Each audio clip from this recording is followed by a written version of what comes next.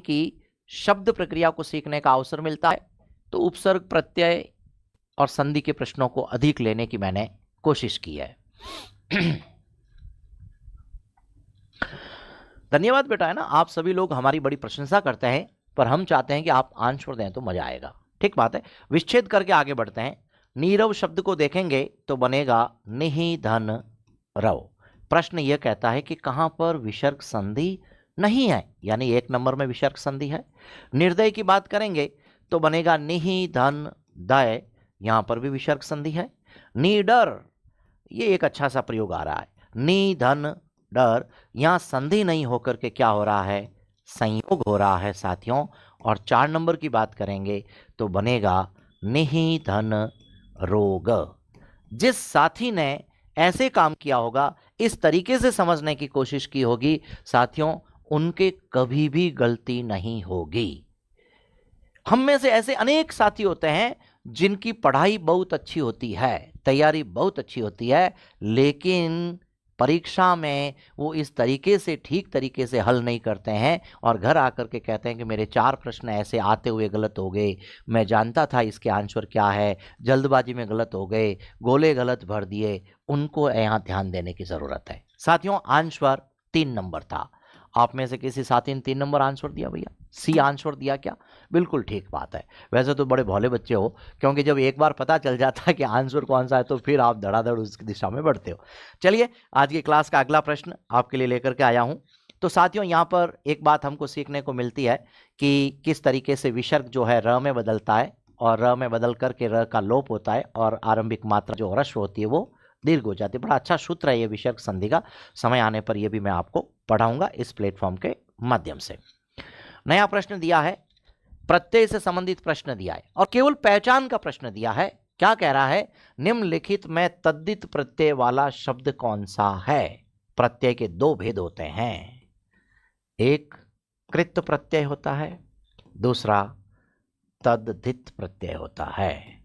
क्रिया के साथ यदि कोई प्रत्यय जुड़ता है तो उस प्रत्यय को हम कृत प्रत्यय कहते हैं, और यदि नाम शब्द के साथ में कोई प्रत्यय जुड़ता है तो हम उस प्रत्यय का नाम रखते हैं, तद्धित प्रत्यय रखते हैं। अब आपको इतना समझाने के बाद मुझे लगता है कहीं कोई गलती नहीं रहनी चाहिए, कमी नहीं रहनी चाहिए। अच्छे तरीके से जवाब दीजिएगा जी। अजय जी, बड़ी प्रशंसा गुरु की। कहाँ गौतम अडानी और कहाँ एक आपका सामान्य शिक्षक। प्रश्न का जवाब दो तो मुझे शायद अडानी जी से भी ज़्यादा खुशी होगी। ठीक है, बताइए, प्रश्न का आंसर आना चाहिए आप ही की तरफ से। क्या प्रश्न है देखिएगा, निम्नलिखित में से तद्धित प्रत्यय वाला शब्द कौन सा है? प्रश्न का सॉल्यूशन मैंने आपके सामने कर दिया है। प्रत्यय के 2 भेद होते हैं, पहला कृत प्रत्यय, दूसरा तद्धित प्रत्यय। कृत प्रत्यय वे होते हैं जो क्रिया के साथ जुड़ते हैं और तद्धित प्रत्यय वे होते हैं जो नाम शब्दों के साथ जुड़ते हैं। नाम शब्द होते हैं संज्ञा, सर्वनाम और विशेषण। तो साथियों, सिलाई, सीलना क्रिया है, लड़ाई, लड़ना क्रिया है, कटाई। तो जयपुराइट्स, अगर आप तेज धूप से परेशान हो और बाहर जाकर सामान लाने का नाम सुनते ही काटना क्रिया है, यानी कि 2 नंबर, 3 नंबर और 4 नंबर तीनों में ही कृत प्रत्यय का प्रयोग हुआ है। हमसे पूछा है तद्धित प्रत्यय कहाँ है। जिस साथी ने अगर देखा है, हाँ, यहां अगर आप बात करेंगे तो शब्द बनेगा बुरा और प्रत्यय लग रहा है आई। तो साथियों, यह बुरा शब्द यहाँ पर नाम शब्द है। ए आंसर है, ए आंसर है। ना नहीं लग रहा है, बिल्कुल ना नहीं लग रहा है। सुरेंद्र बिल्कुल बहुत अच्छी बात कर रहे हैं। कहाँ ना नहीं लग रहा है?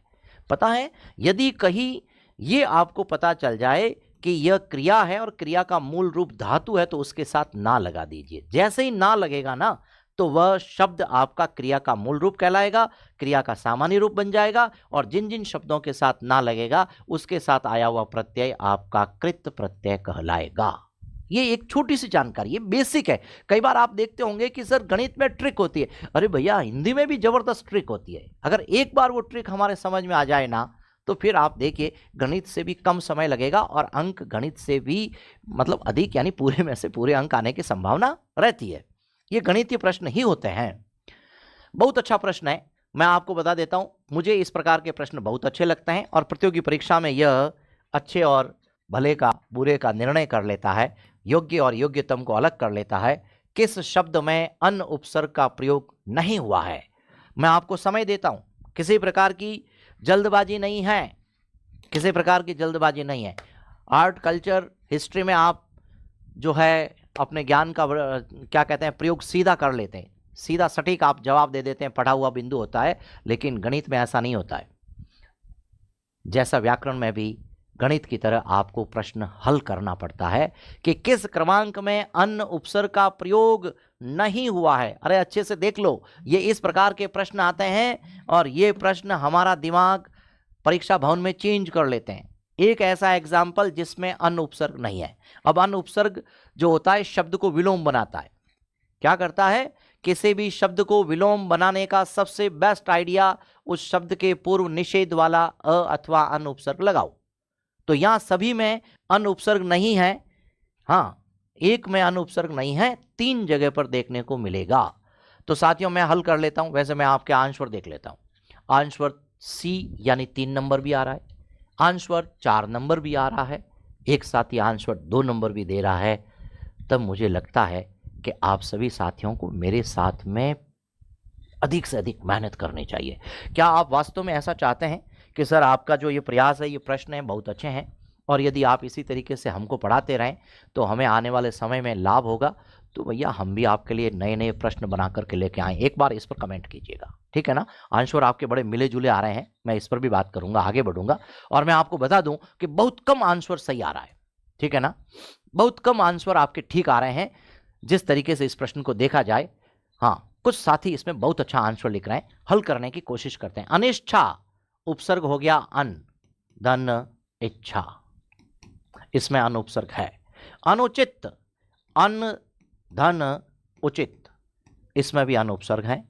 अनुपम अन धन उपम, यानी कि उपमा कह सकते हैं, उपमा शब्द बनता है। अनुदित साथियों अनु धन उदित। अब अगर आपको समझ में आ गया हो तो एक सटीक सा एग्जाम्पल, एक कमेंट कर दीजिएगा, एक बढ़िया सा कमेंट कीजिएगा। सर ऐसे सरल प्रश्न आएंगे क्या? और ऐसे सरल प्रश्नों में आप सी 1 2 3 ये 3 नंबर पे आप लोगों का बड़ा ज्यादा ही मोह है, पता नहीं क्या है। अब आप तो एक बात बताइए, आपको इस प्रश्न को देख करके कितना सरल लग रहा था। प्रश्न का आंसर यहाँ पर 4 है, चूंकि यहाँ पर अनु उपसर्ग है और हमें देखना है कि अन उपसर्ग कहाँ पर नहीं है। तो साथियों जहां अन नहीं है वहां अनु उपसर्ग है, 4 नंबर आंसर था। क्लाइमेक्स कर देगा ये हिंदी। हिंदी एक ऐसा विषय है, गणितीय विषय है जिसमें पूरे में से पूरे अंक लाए जा सकते हैं।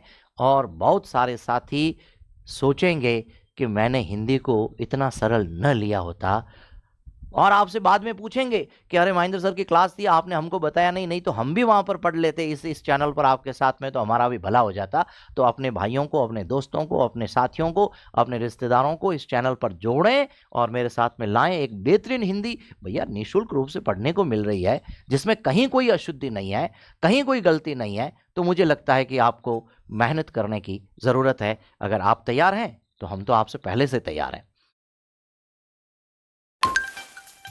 आजा टेक्स्ट बुक पास प्रो पे आजा, आजा मेरे पास प्रो पे आजा। तुम भी टेक्स्ट बुक पास प्रो पर आओ और इनकी तरह सिलेक्शन पाओ, वो भी सिर्फ 3,000? 3,000 नहीं, सिर्फ 349। आजा टेक्स्ट बुक पास प्रो पे आजा। खैर इजी प्रश्न था, हल करने का तरीका नहीं मालूम था, इसलिए गलती हुई। आगे लेता हूं। सु उपसर्ग का प्रयोग नहीं हुआ है। शायद मैं आपको प्रश्न बार बार पढ़ते वक्त यहां आकर के शब्द पर बलाघात करता हूं। बलाघात का मतलब होता है उस शब्द के पढ़ने पर जोर देना, उसके उच्चारण पर थोड़ा सा दबाव बनाना। 4 ऑप्शन बनाए हुए हैं, 4 में से किस एग्जाम्पल में, 4 में से किस एग्जाम्पल में सु उपसर्ग का प्रयोग नहीं हुआ है? हाँ, हिंदी कठिन नहीं है, हिंदी गणितीय दृष्टि से होती है, तुक्के यहां नहीं लगते हैं। हमारे मन में बचपन से ऐसा रहा है कि हम तुक्के मार करके ऐसा एडजस्ट कर देंगे, गोलाई तो भरना है। नहीं भैया, कभी ऐसा मत कीजिएगा। यदि आप गणित में तुक्का नहीं लगा सकते साइंस में तुक्का नहीं लगा सकते तो हिंदी के व्याकरण में भी ऐसा नहीं कर सकते। थोड़ा सा प्रयास किया जाए, थोड़ी सी मेहनत की जाए तो मजा आ जाता है इसमें। चलिए आगे बढ़ते हैं साथियों। एक ऐसा एग्जाम्पल है जिसमें सु उपसर्ग नहीं है, आप जवाब देंगे, मैं आगे बढ़ूंगा। क्या मजेदार। आप मेहनत करके क्यों नहीं आते हैं ये बताइए, मेहनत करके क्यों नहीं आते ये बताइए पहले तो। मैं इसमें आगे बढ़ूं क्योंकि आंसर सी आ रहा है, डी आ रहा है, ए आ रहा है, बी आ रहा है, तो भैया आप चारों ही आंसर दे रहे हैं तो अब करें किसको सही, है ना। फिर थोड़े दिन बाद जैसे परीक्षा हो जाएगी उसके बाद में मैसेज करेंगे सर वो फलाना वाला प्रश्न था उस पर मुझे आपत्ति लगानी है। भैया आपत्ति क्यों लगा रहे हो? नहीं वो क्या है ना, मेरे वाला तो सही नहीं हो रहा है, दूसरे वाले से सही हो रहा है, तो मैं सोच रहा हूँ उस पर अगर आपत्ति लग सकती हो तो जरा बताइए ना, ठीक है ना। ये नहीं समझ में आया है, हम अच्छे से समझाएंगे। तो साथियों आपको ध्यान देना है, बोर्ड की तरफ देखना है कि पहला जो एग्जाम्पल है इसमें स्व धन स्थ है। स्थ का मतलब है जो खंबे की तरह अपने पैरों पर स्थित रहता है। जो स्वयं ही स्थित है वो स्वस्थ है, और जो स्वस्थ है साथियों वो बीमार नहीं है। ये बड़ा जरा ध्यान रखिएगा। तो कुल मिलाकर के उपसर्ग है स्व। अगर यहाँ जाते हैं तो यहाँ थोड़ी सी यहाँ पर चूक जरूर हुई है, मैं उसको थोड़ा सा ठीक करने का प्रयास करूंगा। ये शायद टाइप में गलती हुई है, ये स्वास्थ्य ना होकर के स्वस्थ होना चाहिए था। तो उपसर्ग बन जाएगा सुधन अस्ति।